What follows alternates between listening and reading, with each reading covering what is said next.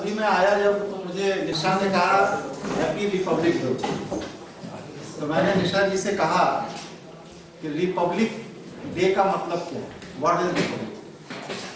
तो ये बड़ी देर तक हमको टहलाती रही, अंत में नहीं बता पाए। कहा प्रश्न ये है कि हम लोग बहुत से शब्दों का जीवन में ऐसा प्रयोग करते थे जिनका अर्थ हमें नहीं आता, और जब हम लोग किसी के अर्थ की बात करते हैं तो हम लोग उसका अनुवाद कर देते हैं। अनुवाद, अर्थ और व्याख्या, ये तीन अलग अलग चीजें हैं। अनुवाद जो होता है ये किसी भी शब्द का किसी दूसरी भाषा में क्या कहकर संबोधन है, यह अनुवाद है। जैसे रिपब्लिक को गणतंत्र ट्रांसलेट किया गया, जबकि वो गलत ट्रांसलेशन है। गवर्नमेंट की डिक्शनरी में जो गणतंत्र ट्रांसलेशन है रिपब्लिक का, ये गलत ट्रांसलेशन है। ठीक है। अब हम लोगों के यहाँ जो वैज्ञानिक रूप से सनातन जीवन शैली में प्रमाणित शासन पद्धति थी वो राज सत्ताशाही है। भगवान राम भी राजा के पुत्र थे, कृष्ण भी राजा के पुत्र थे। अनादिकाल से वंश परंपरा के अनुसार राजा ही हमारा शासक रहा है, और राजे रजवाड़े ही अपने राज्य के विस्तार के लिए युद्ध करते थे, ज्ञान विज्ञान का विस्तार करते थे, और दूसरे देशों को जो उनकी मनोवृत्ति के अनुरूप नहीं होते थे उनको संस्कारित करने के लिए युद्ध करते थे, उन पर शासन करते थे, उन्हें अपने संस्कारों के अनुरूप बनाते थे। ये हमारी पद्धति है। सहमत है इस बात से? लेकिन अंग्रेजों ने भारत में आकर तीन बड़े काम किए। पहली चीज, उन्होंने हमारी सोचने की दृष्टि बदल दी। आज अभी नीचे जो सज्जन भाषण दे रहे थे वो यूनिवर्सिटी के हेड ऑफ द डिपार्टमेंट है पॉलिटिकल साइंस की, और उन्होंने कहा कि भारत का संविधान भारत के लोगों द्वारा निर्मित है, जबकि भारत की सर्वोच्च न्यायालय सुप्रीम कोर्ट स्वयं केशवानंद भारती के केस में कह चुकी है, this constitution is not established by the Indian people. Bharat का संविधान भारत के लोगों द्वारा निर्मित नहीं है, बल्कि इसको एक विदेशी तंत्र द्वारा निर्माण किया गया, और निर्माण करके भारतीयों के ऊपर थोप दिया गया कानून के तहत। इसीलिए हमारे कॉन्स्टिट्यूशन की अनुसूची 3 में यह लिखा हुआ है, this constitution is established as by law. Now the question is this, if our constitution is established as by law, then how can we say this constitution is made by the Indian people? मतलब एकदम स्पष्ट है कि भारत का यह संविधान जिसकी स्थापना दिवस को हम मना रहे हैं, उसमें हम उसकी स्थापना दिवस मना रहे हैं, ये एक उत्सव का विषय हो सकता है, लेकिन उत्सव के आवेग में हम किसी भ्रम को अपने दिमाग में ना पाएं। भारत का संविधान निर्मात्री सभा द्वारा बनाया गया था। यह संविधान निर्मात्री सभा में जो लोग सदस्य बनाए गए थे, यह वो लोग थे जो अंग्रेजों के रिप्रेजेंटेटिव थे, जनप्रतिनिधि, जिनमें कुछ अंश रजवाड़ों का था, कुछ अंग्रेजों द्वारा नामित थे। तो राजे रजवाड़े जो अंग्रेजों के चाटुकार थे, उनको भारत के संविधान निर्मात्री सभा में स्थान दिया गया था, और उसके अलावा एक्सपर्ट ओपिनियन के तौर पर बहुत से ऐसे लोगों को संविधान निर्मात्री सभा में रखा गया था जिस संविधान निर्मात्री सभा के अंदर काम करने के लिए उन्हें अंग्रेजों का प्रतिनिधित्व करना था। इसीलिए संविधान का निर्माण करने के बाद भीमराव अंबेडकर जो लॉ मिनिस्टर थे और उन्हें राज्यसभा की सदस्यता दी गई, तो अपने एक वक्तव्य में उन्होंने कहा कि यह संविधान वैसा नहीं बना है जैसा हम बनाना चाहते। हमको एक फ्रेमवर्क दिया गया, उस फ्रेमवर्क के तहत हमने इस संविधान का निर्माण किया, और इस संविधान को मैंने भारत के लिए एक मंदिर के रूप में विकसित किया था। लेकिन यह देश का दुर्भाग्य है कि इस पर राक्षसों ने कब्जा कर लिया, और अगर आवश्यकता पड़ी तो इस संविधान को मैं सबसे पहला व्यक्ति हूंगा जो जला दूंगा। तो यह व्यक्ति कौन कह रहा है? जो उस संविधान निर्मात्री सभा का ड्राफ्टिंग कमेटी का चेयरमैन। तो वो क्या है, उसके सामने पूरी घटना हो रही है, वो समकालीन है, वह देख रहा है, और उस समकालीन व्यक्ति के सामने अगर इतना बड़ा ऐतिहासिक झूठ है तो उस ऐतिहासिक झूठ को बार बार मेरे कहने से वो किसी सत्य में परिवर्तित नहीं होता। इसलिए संविधान पर एक पुनर्समीक्षा की जानी चाहिए, इस पर पुनः चिंतन होना चाहिए, क्योंकि ये मेरा अपना निजी मत है, योगेश कुमार मिश्रा का अपना निजी मत है कि भारतीय सभ्यता और संस्कृति के अनुरूप, भारतीय संस्कारों के अनुरूप जिस तरह की जीवन शैली हम जीते हैं उसमें हमारा संविधान उसके अनुरूप नहीं है। इसलिए हमें अपनी सभ्यता, संस्कृति, जीवन शैली के अनुरूप इस संविधान को पुनर्निर्माण की तरफ बढ़ना चाहिए, इसका पुनर्अवलोकन करना चाहिए। अगर संविधान हमारी सभ्यता, संस्कृति के अनुरूप है तो आज हमारे माता पिता वृद्धाश्रम में क्यों बैठे? आज माता पिता की इच्छा पर पैतृक विरासत किसी अजनबी व्यक्ति को विल द्वारा क्यों दे दी जाती है? या आज सुप्रीम कोर्ट और हाई कोर्ट न्याय देने के लिए मुकदमों से क्यों लदे पड़े? शासन प्रशासन के पदाधिकारी निरंकुश क्यों हैं? आम आवाम की आवाज क्यों नहीं सुनी जाती? यह सारा का सारा दोष हमारे भारत के संविधान का है।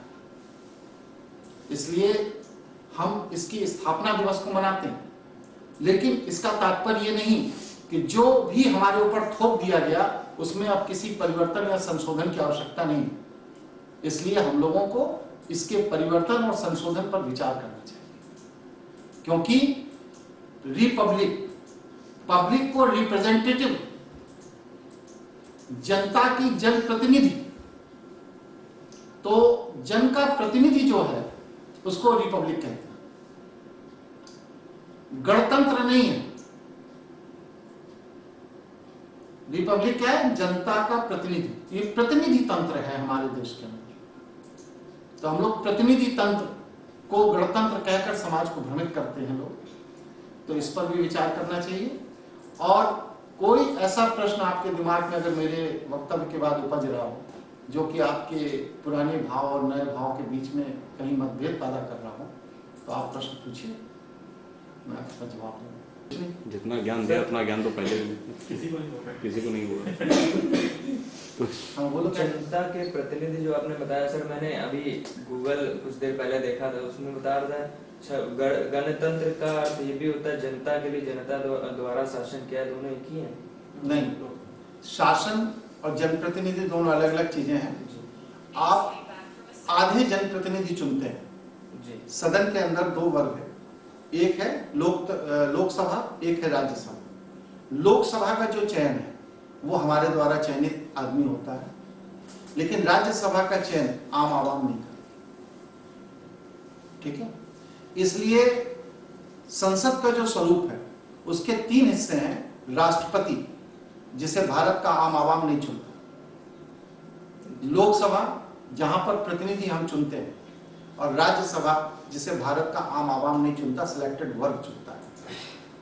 तो ऐसी स्थिति में संसद का 1/1/3 हिस्सा, 1/3 हिस्सा ही हमारे द्वारा चुना जाता है, 2/3 हिस्सा हमारे द्वारा चुना नहीं जाता, जनता के द्वारा चुना नहीं जाता। और अगर वास्तव में शासन प्रशासन, जैसे उन्होंने कहा कि जनता के लिए, जनता के द्वारा, जनता द्वारा चुना गया शासन, तो क्या भारत के प्रधानमंत्री का चुनाव हम करते? नहीं करते। भारत के राष्ट्रपति का चुनाव नहीं करते, गवर्नर का चुनाव नहीं करते, मुख्यमंत्री का चुनाव नहीं करते, प्रशासनिक अधिकारियों का चुनाव नहीं करते, न्यायालय के न्यायाधीशों का चुनाव नहीं करते, न्यायमूर्तियों का चुनाव नहीं करते, न्यायाधिपतियों का चुनाव हम नहीं करते। तो जब हम कोई चुनाव नहीं करते तो ये कैसे कहा जा सकता है कि वर्तमान शासन प्रणाली जनप्रतिनिधि हमारे द्वारा चुने हुए?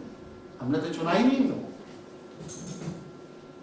एक विशेष छोटे से वर्ग को आपने चुन लिया, और वह भी ऐसा वर्ग जो कि अपने रिप्रेजेंटेटिव होने का दायित्व निर्वहन नहीं कर रहा। अगर ये वर्ग अपने रिप्रेजेंटेटिव होने का दायित्व निर्वहन कर रहा होता तो आज 60 लाख किसान दिल्ली की सड़कों पर न बैठा होता। सदन में उसकी बात क्यों नहीं की जाती? या एनआरसी के खिलाफ जब आंदोलन खड़ा हुआ तो दिल्ली के लोग भी रहे होंगे, जेएनयू के प्रतिनिधि भी रहे होंगे, सब कुछ रहे होंगे सदन में, तो उनकी बात सदन में क्यों नहीं उठाई जाती? ये सिलेक्टेड एनार्की है, चयनित अव्यवस्था, जहां पर हम चुनते तो बहुत कुछ है लेकिन होता कुछ नहीं। और उसी का परिणाम है कि आज न्यायपालिका न्याय देने में अक्षम है, संसद कानून बनाने में अक्षम है और प्रशासनिक अधिकारी उस कानून को एग्जीक्यूट कराने में अक्षम है, क्योंकि हम लोग चयनित अव्यवस्था का हिस्सा है।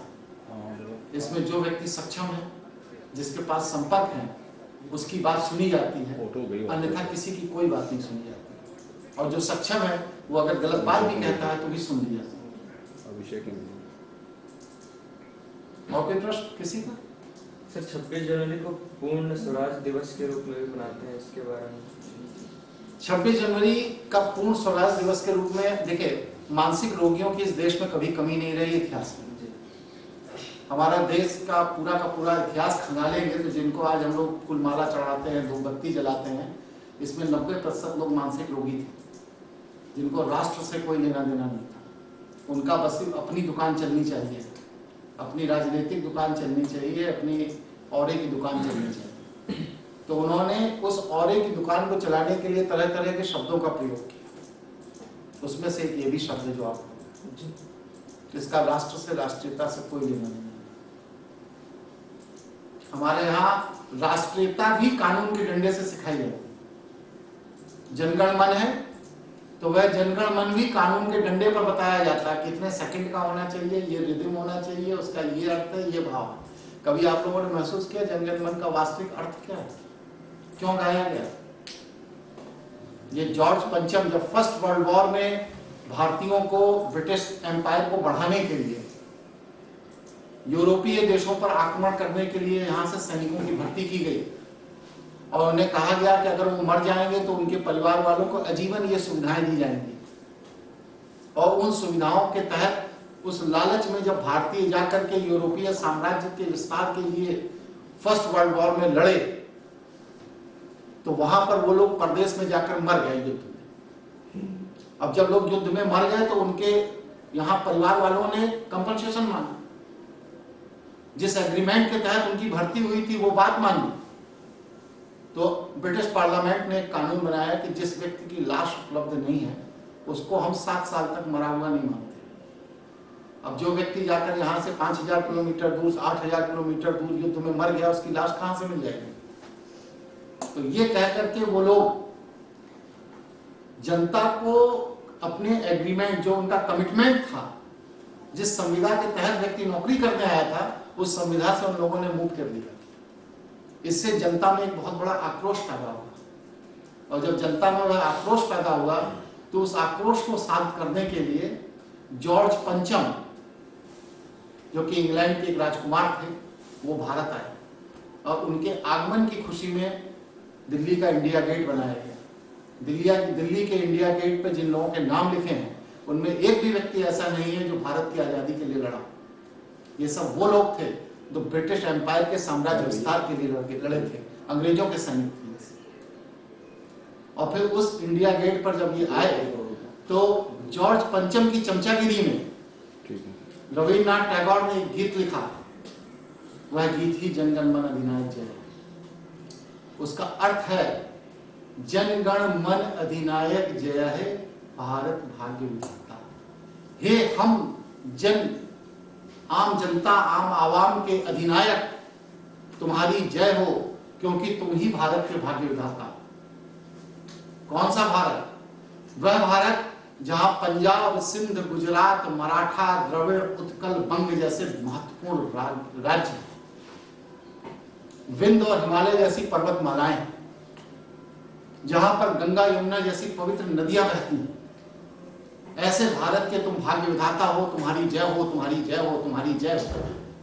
ये जनगण मन का गीत जॉर्ज पंचम की चमचागिरी में लिखा गया और बात को उसी को कानून बना करके नेशनल डिसऑर्डर एक्ट के तहत भारत के ऊपर थोप दिया गया। आज अगर आप इस गीत का विरोध करते हैं तो 3 महीने की सजा और 7000 रुपये जुर्माना। तो हमारी क्या स्वाधीनता है? कि अगर हम अपने मन का गीत भी नहीं गा सकते तो ये 2 रुपए का लड्डू बांटने से देश आजाद नहीं होगा। विचार करिए, आप लोग बुद्धिजीवी बनिए, क्योंकि जो वर्क मैं कर रहा हूं यहां नहीं, फील्ड में, वह वर्क वास्तव में राष्ट्र को एक दिशा देगा।